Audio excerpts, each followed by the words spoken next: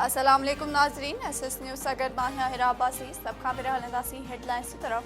Peoples party के chairman Bilawal Bhutto Zardari चयो आहे त सुप्रीम कोर्ट में चीफ जस्टिस जी आमरियत जो बुनियाद अॻूणे चीफ जस्टिस इफ्तिखार चौधरी रखियो।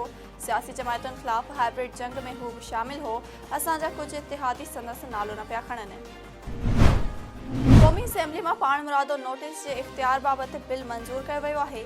बिल के मतन मूजिब चीफ जस्टिस अकेले सर पाण मुरादो नोटिस न वठी सघंदो। पाण मुरादो नोटिस वठण ऐं बेंचिस के जोड़जक जो फ़ैसिलो 3 जजिस ते ॿधल कमेटी कंदी।